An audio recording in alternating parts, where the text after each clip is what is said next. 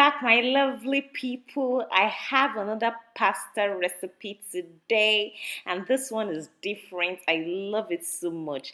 Let's start with some cooking oil, some onions, and my fave, some spring onions. I love spring onions in almost any savory dish.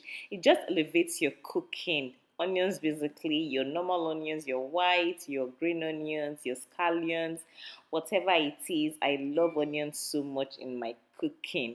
So guys, I've added some onions and I'm just going to like stir fry it a bit for about 2 to 3 minutes. We're going to do this until when it starts becoming transparent. I like sauteing my onions, but you don't need to take it too far because sometimes I still need to feel the crunch of the onions. So we're going in with some oregano, some chili flakes, some garlic, and some ginger powder just to elevate our cooking. Like I would always say, kindly use all the ingredients you have at your disposal. You don't have to stick with those ones that I used. At any point in time, I just like to use the spices I have. I'll look at what works for the dish I'm making and I'll use the spice. Of course, we need to put in some seasoning and some salt to make our dish tasty and flavorful. So don't forget that. I didn't forget. I just decided to add it at this point, and I'll just go back and forth with stir frying it so that it doesn't stick to the bottom of my pan. You have to make sure that it doesn't burn. Don't take your eyes off it so that it doesn't burn, and then you are ready to go on to the next stage. So it's time for us to cook our pasta. I'll be using some penne pasta. Feel free to use any pasta of your choice. You can even use spaghetti, basically any pasta. If you want to use macaroni, you can switch things up. It doesn't have to be penne pasta. I wanted to like use penne pasta for this recipe, and I loved it so much.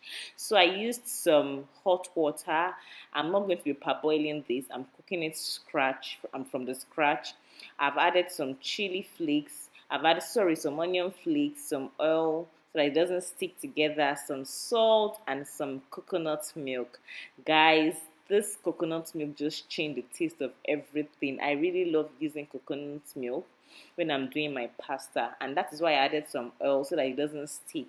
You also have to be very careful when you're cooking your pasta. Don't take your eyes off. Once you take your eyes off it for like 2 minutes, you just come back and see that everything has stuck together. But I like when it's like individual one like so. As you can see, I made sure that it was not too soggy when I took it off. It's just the right texture that I want. And I added some suya pieces to it, which I already had sitting in my fridge.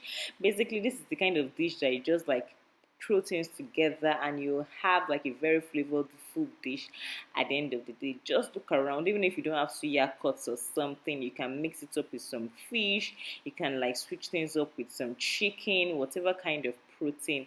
But the combination of this suya with that coconut milk, oh my god, guys, I wish you can taste this. It was bliss. If you can try this recipe like this, trust me, you would love it. But if not, feel free to work with whatever you have. And we've come to the end of our cooking. Very straight to the point and simple. Just make sure you simmer for another 2 to 3 minutes. If you feel that your pasta is not soft enough, add a little bit of water. Let it get to your desired level because you're the one eating it. Nobody's going to eat it, and you're going to be the one to enjoy it. I hope you enjoyed this video.